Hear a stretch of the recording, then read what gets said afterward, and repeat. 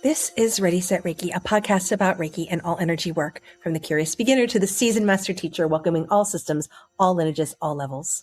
Reiki is a journey and not a destination. And on this Ready, Set, Reiki journey, I refer to myself as a guide rather than host, as I too am traveling, learning, and supporting others on this Reiki journey as well. And with that said, I am your guide, Tracy Seawright, and this is Ready, Set, Reiki. Hello, Reiki family. Reiki blessings to you, one and all. Another amazing journey. But before we begin, I have to tell you about a certain place on Facebook, and that is the Reiki Business Collective. Christian Stone is our leader here in sharing, supporting, and serving, and is connecting with your Reiki business community. Now, as you go on this journey, I don't ever want you to ever feel that you are alone, and know there are always beautiful and wonderful places for you to land. And here is a great place to start. No matter where you are on your business journey, maybe you're thinking, oh, business, I don't even think about that. But this is a great place just to join and observe, share, and support. So check it out. It costs $0 to join. Wonderful and amazing Facebook group. Now, back to our journey. Today's journey will help you grow as a Reiki pro. So let me tell you all about my fabulous guest. Now, Carrie Varella is the founder of Reiki Healing Society and co-host of the Reiki Women Podcast. She is also the creator of GoPro, a Reiki mentorship program. She is a Reiki practitioner, Reiki teacher, yoga instructor, Vedic astrologer, mother, mystic, and modern-day healer. She inspires people to connect with spirit, nature, and their truest essence through Reiki, yoga, and Vedic astrology, and she has the privilege to study many different lineages of Reiki. Now, in 2003, she traveled to Japan to tour the sacred sites of Reiki, an experience that was both incredible and life-changing. Over 15 years of experience as a solo practitioner and a woman-owned business owner, she is passionate about supporting emerging and existing Reiki professionals to help them navigate through this creative process of building a thriving Reiki business. She believes that maintaining courage, joy, and resilience comes more easily when you have the right support. With guidance, inspiration, and community, your growth as a Reiki pro is only a matter of time. So let's get a really warm Ready, Set, Reiki welcome to Carrie. Hello, hello. Hi. So excited to have you on the journey, listening to your podcast. And we're kind of in similar circles here. We always seem to be a few degrees apart. You as a Reiki teacher and a yoga teacher. So we have that nice connection here. Well, Yes. thank you for joining me. So let's get right off on our journey. I just told our listeners just a little bit about you, but I know there is so much more. So tell us a little bit about yourself. A little bit about myself. Well, I just first of all want to say thank you so much for having me on your podcast, and kudos to 3 years of Ready Set Reiki. That's amazing. My podcast, Reiki Women Podcast, is also circling on our 3rd year of, and I think you just passed your 200th episode, and we're about to pass our 200th episode, so that's pretty exciting. I love it. Yay. Yeah. I was born and raised in Colorado and lived there most of my life. That's where I found Reiki, and I found Reiki, I had a couple experiences of it, but it really came to me right after I completed a yoga teacher training. And one of my first yoga students was a Reiki practitioner and eventually taught me Reiki. And so I learned from her, and then it just sparked just so much healing and life-changing magic that really has shaped my life. And I'm so grateful for her and the practice of Reiki. Beautiful. And yeah. Mm-hmm. I love it. So it's always a wonderful modality to merge with yoga, isn't it? It really is. I mean, to me, it's like yin and yang. Energy work can be really like a little bit like ungrounding sometimes, and like, urethral and light, and not always, of course. But there's nothing like a plank to bring you back to your body. Just do a plank for 30 seconds and you're like, oh, wow. Okay. Yeah. Okay. Or Nirvasana, right? That's Yeah. gets them, right? Yeah. Something like that, anything like that. But certainly, like a Shavasana after a yoga class, I feel like is this a really good analogy of what a Reiki session can feel like. Beautiful. Makes me think of a shirt I just saw. I'm here for the planks. Ah, all right. They're nuts about their planks. Yes, it's a humbling pose, but a good It pose. is absolutely, absolutely. So, would you say that you found Reiki or Reiki found you? I say that Reiki found me, and it's an interesting question, kind of a paradox, and um, but from the yogic traditions that I've studied, it's actually very clear that our gifts and wisdom find us, and our path finds us in life, and that we should just be trusting the universe, trusting the process and growth of life, that the right things will come to us. And our job is, we always have to take action, but we have to be open, right, to recognize when the right things are coming into our life, and follow that inspiration. But that was certainly the way I felt with Reiki. Reiki found me, I guess I've always questioned that, but I really came to the place where trusting that Reiki was the right thing for me. And I feel like I've had that confirmation several times in my life. So it's really beautiful when that happens. Beautiful. You said that you studied multiple systems. What was the first system that you studied? I first studied Yusui Tibetan Reiki. So I learned all levels, and I learned a couple of Tibetan symbols that have been added to the system of Reiki. And they're very interesting. I have a background in anthropology, and so I really wanted to study more about the Tibetan symbols. And then ultimately, I ended up studying with William Lee Rand, and I studied with him. I think I was like the third or fourth training he had after he received that transmission of Holy Fire. Um, so he hadn't even been announcing it or talking about it, but it was really interesting because I came to his course to want to learn more about the Tibetan symbols that had been incorporated into Reiki at that time, especially in his lineage. And he, like, the first thing was like, this is a new lineage of Reiki. You're going to learn Holy Fire. We're removing the Tibetan symbols. And I had been just kind of a part of that first cohort of people who learned Holy Fire. So that was really interesting. Wow, that's amazing. Yeah, it was a story that we've heard over and over and over again, right? In the manual and so forth. So beautiful. So here you are, you're in your journey here, founder of the Reiki Healing Society, co-host of the Reiki Women Podcast, and creator of the GoPro Reiki membership program. As you're here now, as you're out navigating through this beautiful modality of Reiki, what are some of the misconceptions that you hear about Reiki?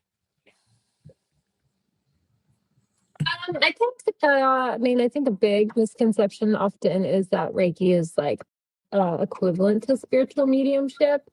So a lot of times people say, "Oh, Reiki like will channel your angels and guides," and that's just something that I hear a lot. And it's something that I actually have no problem at all with spiritual mediumship. I know several people who are very gifted in the realm of spiritual mediumship. I think it's a beautiful thing and very helpful. But I don't think that Reiki really like fits firmly into that box of spiritual mediumship. I think Reiki fits more into the box of energy healing. And because Reiki comes from a spiritual source, it might include some gifts of wisdom, which can come through in a lot of different ways. It comes through in words and colors and images, and other, really profound spiritual experiences. But I don't think that the Reiki courses themselves set up practitioners well enough to step into the role of spiritual mediumship. And so I always encourage people who feel like they really want to develop that gift to continue to study. And I think that Reiki really supports people who are working in those realms. but they're not the same thing. So that's one of the big misconceptions that I often talk about. Right. Now, as you're here navigating through Reiki here, are you finding a division between individuals who believe that Reiki cannot be done online versus people that are open to having it done online, meaning the attunement or placement? Yeah. So, I didn't teach Reiki online. So, prior to COVID, there was a really kind of community-wide taboo around online courses and not necessarily online treatments or just distant Reiki treatments, because we know that that's a tenet, a part of the Reiki practice. And so I kind of, didn't know what to do about that online thing, because after COVID, we kind of loosened up some of those restrictions and had healthy conversations about whether or not that was, what is necessary in order to, have a solid experience of receiving Reiki through training. If that can be done, can it be transmitted online? Can it be transmitted in person better? Um, so ultimately, I offer kind of a unique approach to teaching Reiki. And so I ultimately felt like it was important for me to have that accessible to a broader base of clients, and just being open to the global community as to whoever wanted to learn Reiki. And so I have been offering Reiki courses online. And I offer them to beginners, but oftentimes I also offer them to people who've studied Reiki with different lineages, who want a different approach, or wanting to understand Reiki from the way I see it, or the study that I've offered or I've done in the world of Reiki. Trying to be humble about that, because I feel very humble about Reiki, and I'm just kind of a Reiki geek, really. Right. So if anyone wants to geek out about Reiki with me, then I'm happy to do that. We're having a geeky moment today, Tracy, I think. I love Happy about that. But you talk about it.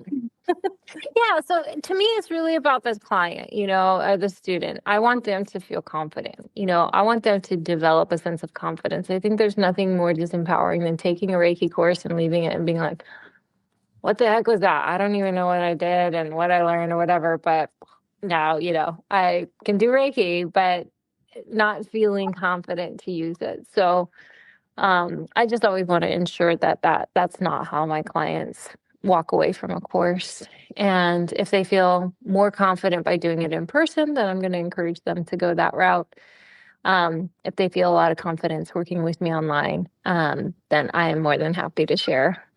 Right, right. I was just talking about this with my student and how she was grateful for the blessing of being able to connect online. She had found me on Insight Timer, and she knew she wanted to train with me, but she lives on the East Coast and I live here in El Paso, Texas. And what a way we can come together and I can help guide her and teach her. So that's always, as I read some of the comments where individuals are so stern and like, nope, this is one way, it is done one way. And then you have others that are so open to let it be up to the client, really, what's best for the client. Maybe it's too difficult to travel or too expensive, not accessible, right? So we'd leave it down to them. Yeah. Yeah, and it can be really challenging, and there's something really nice about just like, if you're busy, have kids, have a full-time job, any of the many different things that life puts on our plate, like to be able to just pop open your computer and like, boom, be there and study with somebody, I think is Right. it's a blessing of modernity, so we should probably, be open to it.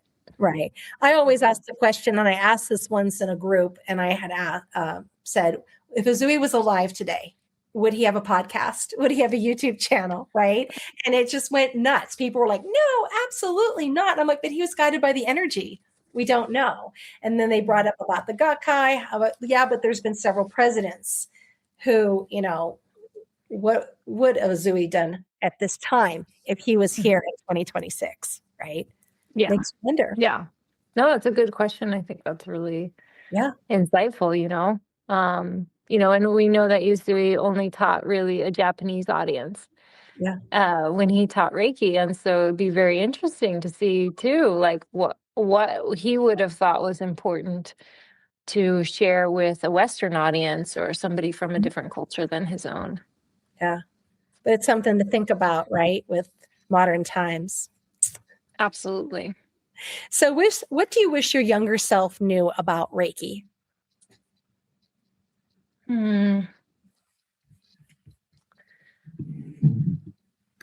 I think that that's a good question. I think I would have just really wished to spend more time like relaxing and enjoying the journey instead of worrying and being so concerned and about, you know, where this was taking me. Because it is a spiritual journey. And I think there's a big part of me that like longs for, since I've been doing this as my career path for 15 years, like I long for a paid time off vacation or like a company match, things like that. And I don't have that with Reiki. So sometimes my mind can get really stuck in a worried mindset about that. But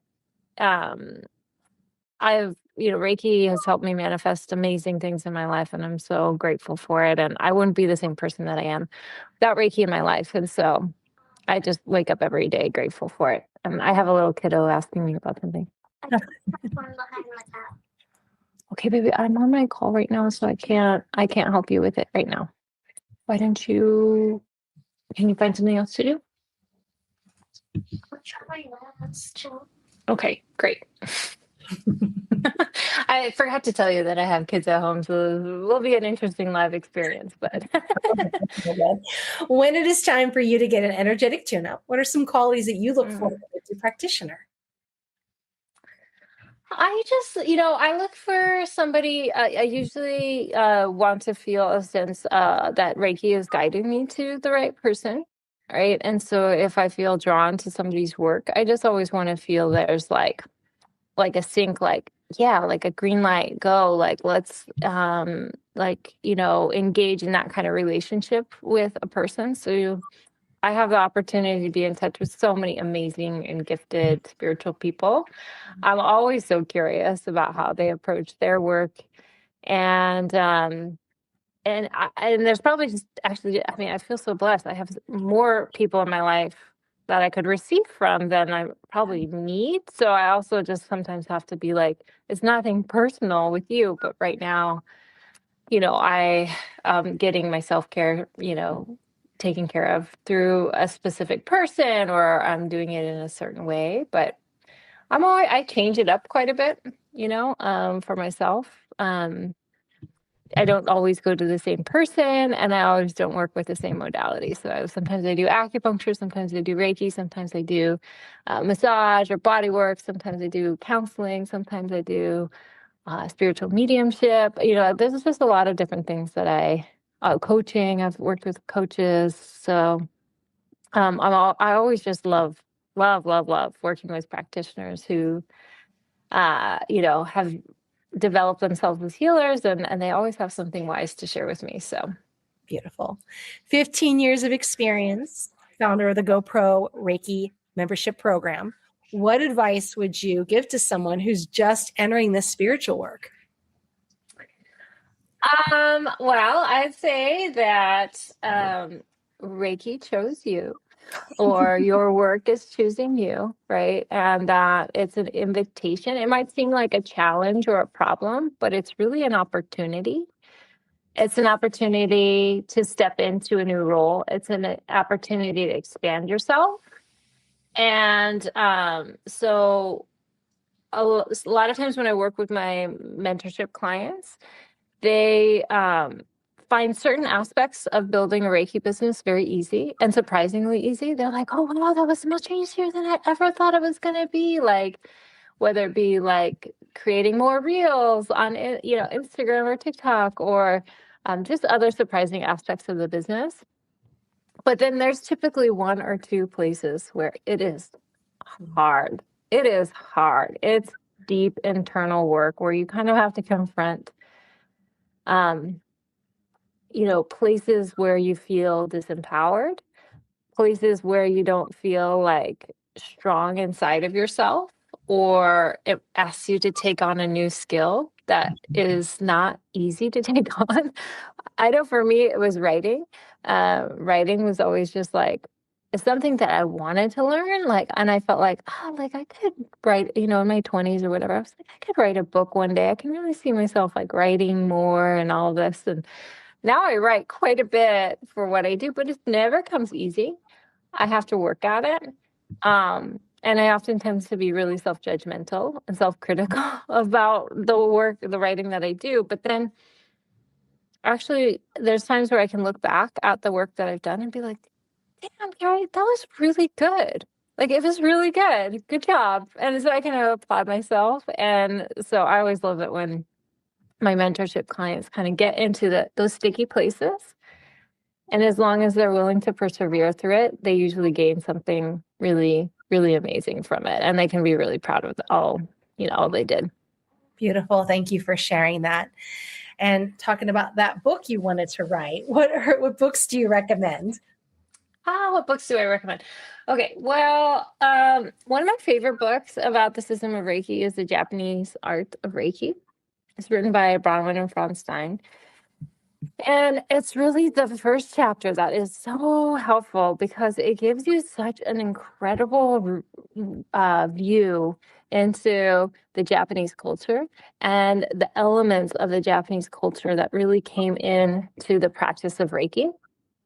And gives you actually a really different and radical way of understanding how Reiki may have been developed, maybe a different perspective than we often see. One of the things that they found in their research is that there's the potential that Usui was teaching the Reiki precepts up to 10 years prior to his realization on Mount Karama, which is really interesting.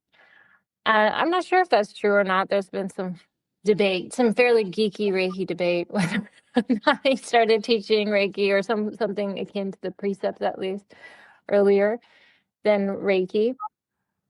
But I actually had a chance to talk to Bronwyn Logan about it.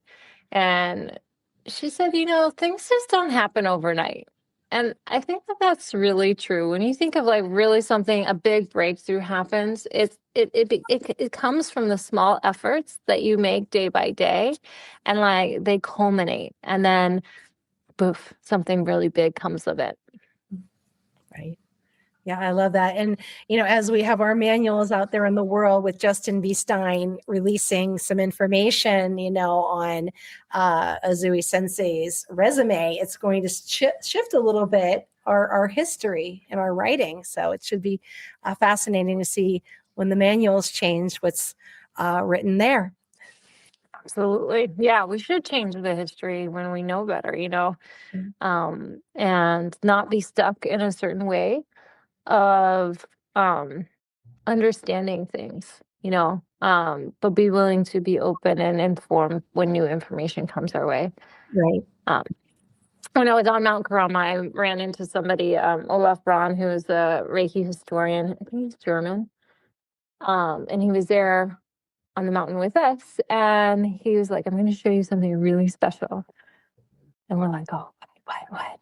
He wouldn't let us take a picture of it, but he pulled it out, and it looked like he thinks that it is one of a copy of the precepts written by Usui that he had discovered in his research. So he just got to see that and just have the energy of that kind of bask with us. That was a really special moment. Oh, beautiful. I think I'm supposed to go next year to Japan with Justin B. Stein's tour. So amazing. Oh, it's such a good thing to do. Yeah. Beautiful. Yeah. So what services do you offer? Do you offer classes, events, trainings?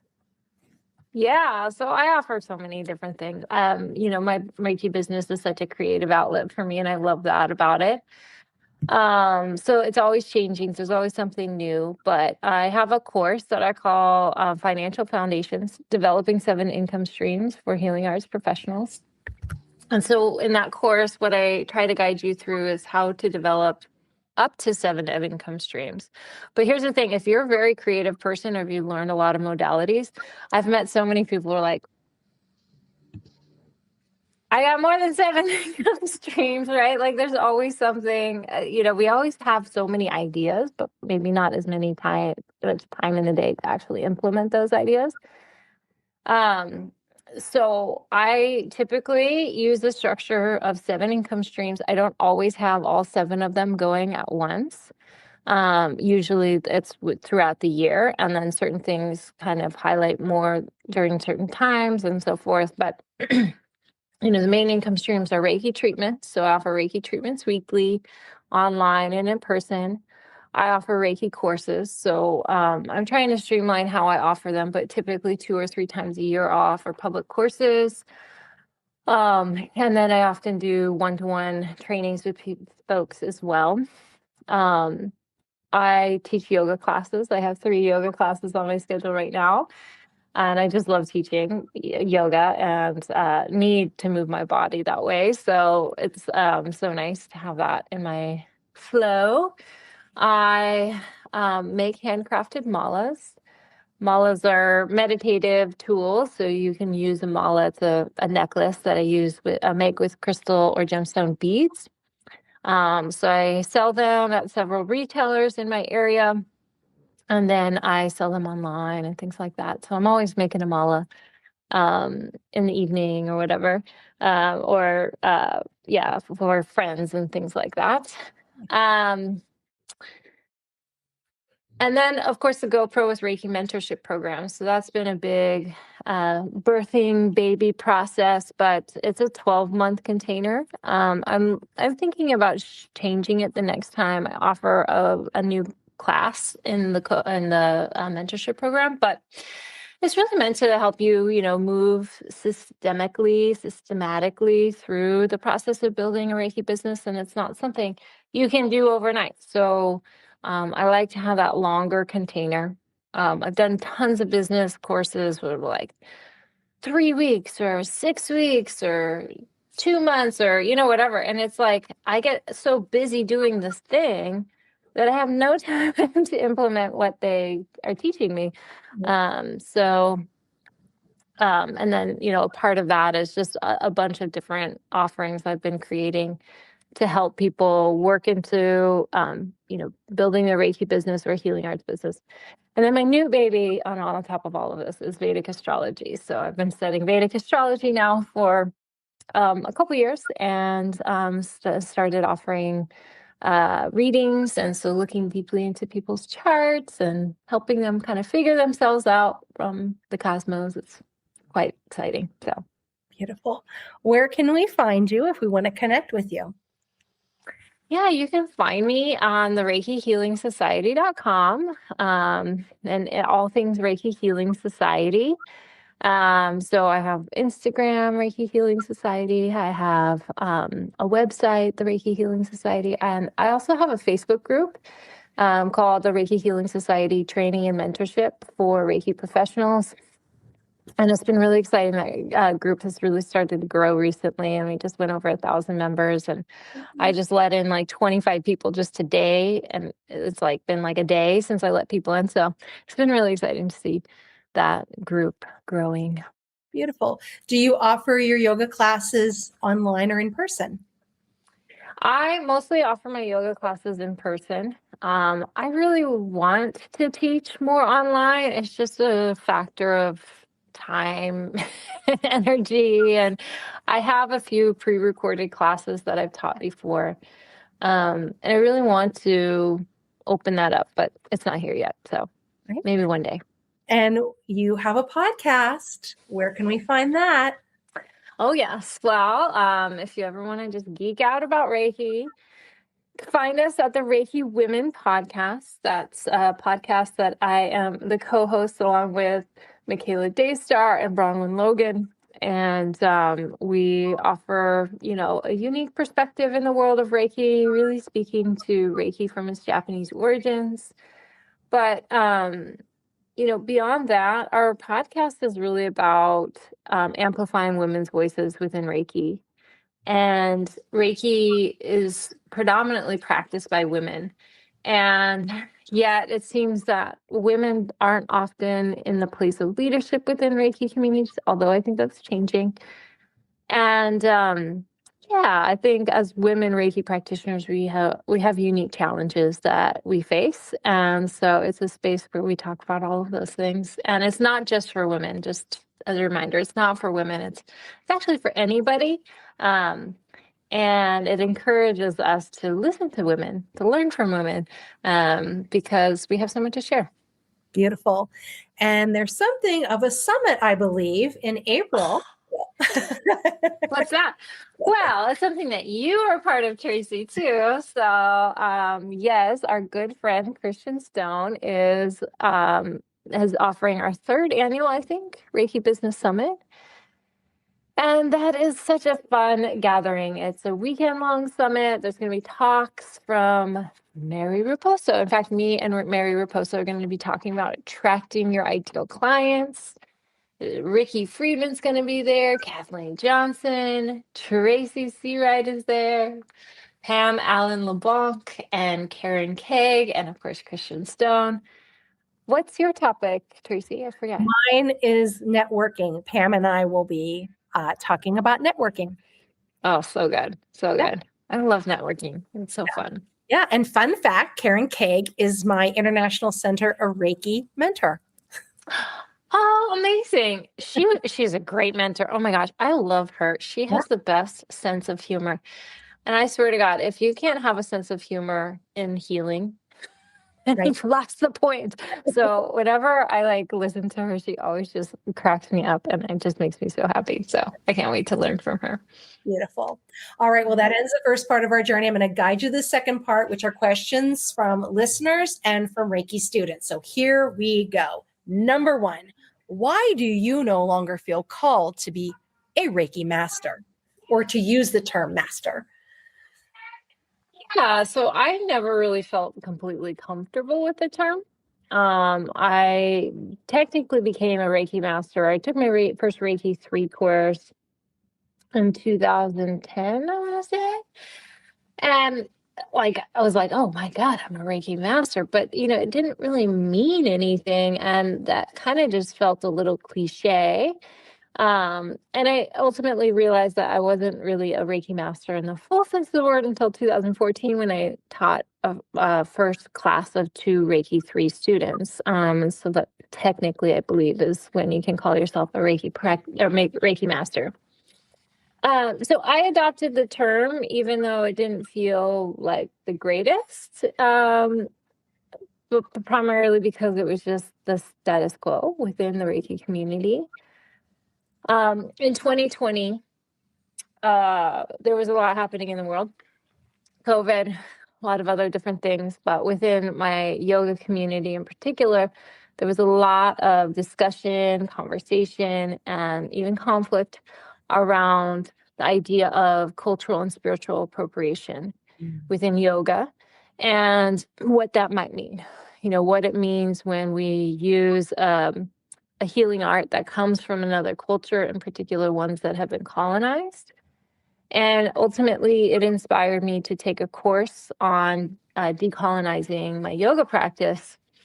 And I felt that was so interesting and have been using and in infusing principles of decolonization into my work ever since then. But I also felt it was very relevant to the conversation around Reiki. And so one of the things within decolonization, it asks us to kind of question titles, roles, anything that kind of brings up the nature of hierarchy or even superiority, and why. And so I kind of dove a little bit deeper into this Reiki master thing because I felt like it didn't really resonate with my relationship with Reiki either. That was kind of the rub there, was like, I didn't feel like I was a Reiki master or that master was the appropriate term for my relationship with Reiki. Mastery feels very rigid, domineering, and controlling. And for me, Reiki is more inspiring and meditative and open and freedom loving and freedom giving. We've probably heard the debate, oh, well, it's not that Reiki master, you were a Reiki master, it's that Reiki masters us.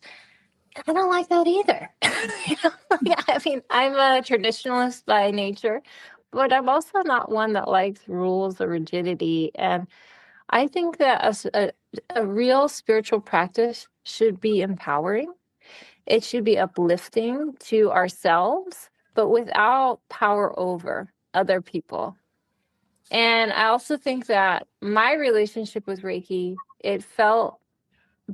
I didn't want to think of Reiki mastering me. I wanted to think of like Reiki empowering me, Reiki opening me up to possibility and freedom and right relationship. And that actually it gives me more freedom to choose than having to follow a really rigid way of being, that I actually get to listen to my heart's wants and desires. And that's important and very meaningful spiritually. So lately I've been thinking about, what if we just called ourselves Reiki magicians? Right. I don't know what you think about that, Tracy, but Right. it feels like more like it's just more light. It's more I don't know. And anyway, so I dive deeper into the history of this. And it turns out that, the term Reiki master is really imported into the practice of Reiki through Tajiro Hayashi sensei and Hayao Takada sensei. And they were, of course, these pioneers that brought Reiki to the West. Mm-hmm. And I think that they really had to use terms like that to kind of confront some of the rigidity in the American culture around cultures and spiritualities outside of the Christian or Judeo-Christian belief system. And so we know that there's documents from Takada saying, she had to kind of strip out some of the Japanese language and spirituality from the practice of Reiki in order to have it be more palatable to a Western mind. Now, that's what she had to do in the 1930s and 40s, and also in the face of World War II, right? And so that was a huge deal for her, that she was standing there out there as a Japanese American person in the time of World War II, where Japanese people were in internment camps, and, presenting this really amazing healing art from Japan. So I have all kinds of respect for Takada. I think of her as just an absolute pioneer in the system of Reiki and the lineage of Reiki. But nevertheless, nowadays, we get to reflect on and think about these words. Are they really what we feel sit at the heart of our spiritual practice? And I think it's also problematic when we talk about ourselves as Reiki masters to our students, because suddenly we put ourselves on a pedestal as elevated above them, telling them how they should think, act, or be in relationship with either the practice of Reiki or with themselves. And it can create hierarchy and power dynamics. And it just inherently does, I think. It just inherently does. And so I wrote a blog all about this, why I no longer call myself a Reiki master. I have several points in there, and, just invite us to reflect on, is there a better term that we can use? And is the word master really appropriate in a spiritual community? Right. Mm-hmm. I've been using like energy coordinator. Energy coordinator is fantastic. I mean, there's a lot of creativity, and I think it's a good thing to ask ourselves, well, what title actually really, really resonates with my relationship with Reiki? How do I want to relate? And you talk about, I'm a guide here on this podcast. I think that's great. Yeah. That's what you feel, right? And so it allows for more of that diversity and self-expression, and hopefully some right relationship too. Because I know for me, when I would call myself a Reiki master, it gave me a lot more anxiety and imposter syndrome. Yeah.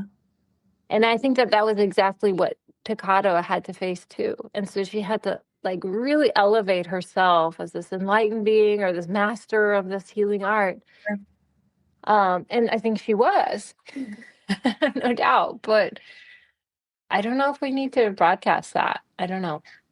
Right. It's really something to ponder. I mean, there are quite a lot of Reiki masters out there now.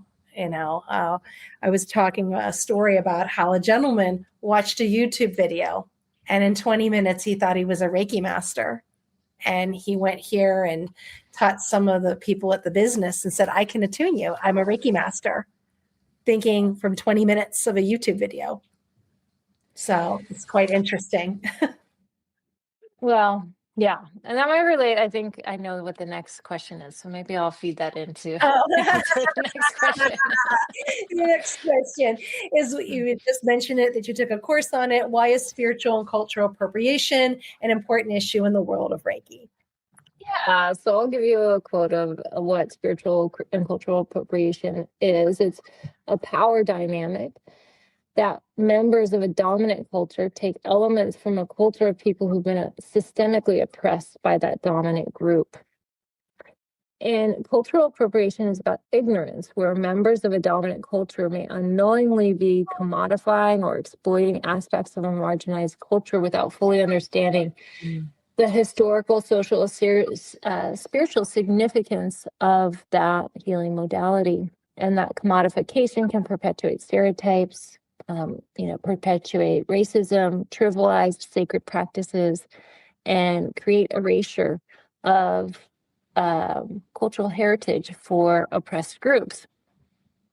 So to come back to what you were just saying about somebody taking a 20-minute course on Reiki and then now calling themselves a Reiki master, that person, first of all, I mean, it takes a lot of bravery to take something for 20 minutes and feel like you've mastered it and that you have the capacity to teach other people what it is. That is not my relationship with Reiki, or my experience with Reiki is that Reiki and a Reiki course is a gateway into learning Reiki, to working with the energy, applying it in my life, first and foremost. And then, for some people, they feel inspired to share it with others. But for me as a practitioner, I'm always learning and growing. There's still so much to learn about Reiki, even though it's a very simple technique. Mm-hmm. And can be easily learned in a weekend. At least what I call it is it's kind of like poker. You can learn how to play poker pretty quickly, but it takes a lifetime, never to master it, but to always be a perpetual student of it. Right. And we're definitely aware of this in the yoga world and super sensitive. I had worked with a woman from India, and when I was teaching yoga quite a few years ago, to say namaste at the end. I don't say namaste anymore at the end of class. I always, say Om Shanti Om. I was doing a Kundalini practice, and I told them, I don't feel comfortable wearing the turban. You'll see many people wearing it, but I just didn't feel comfortable wearing it. Mm-hmm. Because studying that through my teacher and that lineage, I thought, you know what, this is what you'll see. It's great to cover the head, especially with energy. You want to protect your crown, but I'm not going to wear that, because you're just mindful of things. This awareness of just being appropriate and honoring that culture. Yeah. So I think that's really a good stepping stone, is being aware of the culture and actively working on noticing and being mindful of where we're ignorant. Mm-hmm. And when we're ignorant, we work hard to learn more so that we have a greater capacity to understand.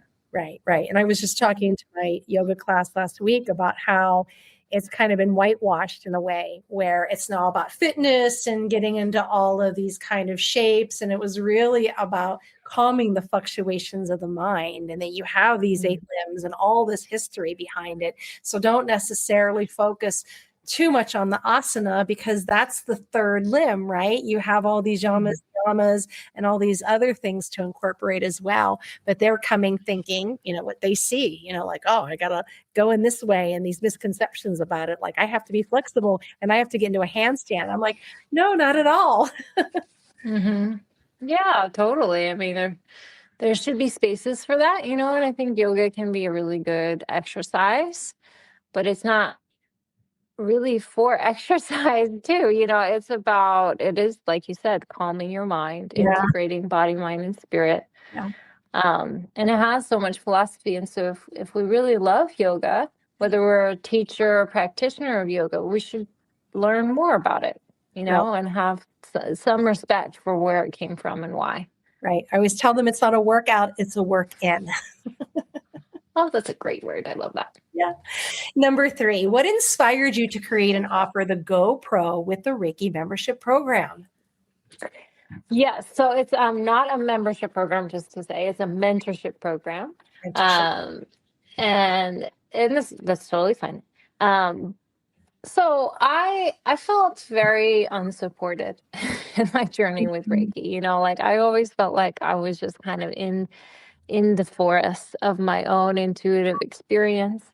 I felt very drawn and called to both Reiki and yoga, but I was completely like flying completely blind on how to make a business, how to price my services, how to find clients, how to build a website. I had to self-learn so much about Reiki, not just Reiki.